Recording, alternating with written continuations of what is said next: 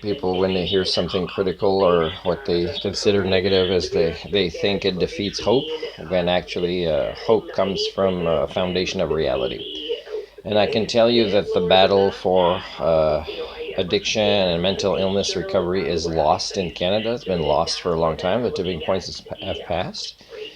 Now, where's the hope in hearing that? The hope in hearing that is, yes, she's great, but you need to talk about the things that I'm talking about. You need to kind of say, hey, Martin, you're different. How would you address? How do you even see the concept of mental illness different than the norm?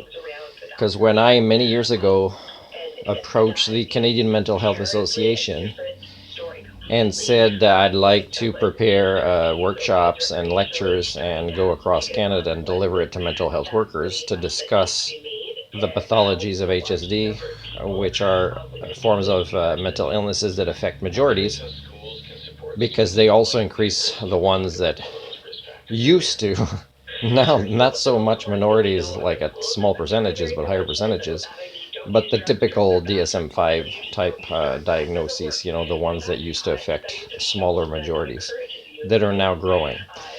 This is a pattern that they didn't care. Mental health workers, when they're any health authority, when they want to hire somebody, they say we'll do life skills training. They confuse what that is.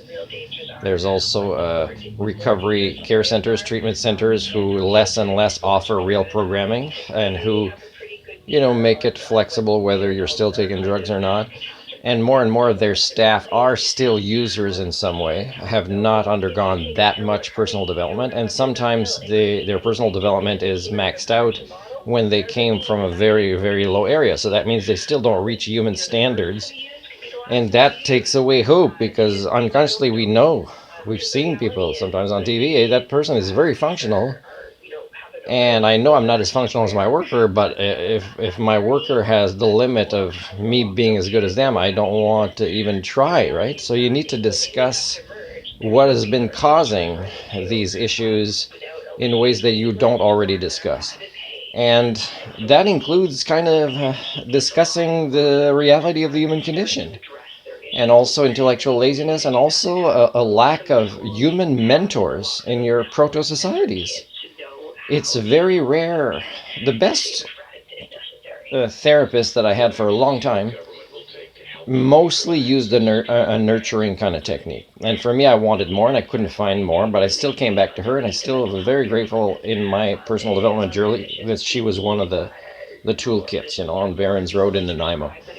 But the thing is there's very little, even people with her skill sets now, that have the patience to work with somebody for years, and that is as good a listener and able to, when there's feedback provided, and also the scales and the probing questions to find out how she's doing. So few people actually care.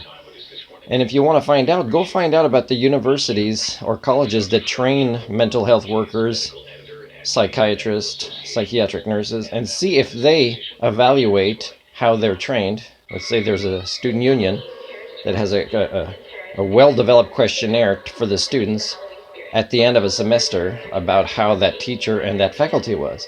And if you don't have that, again, it's signs that you have already lost the battle.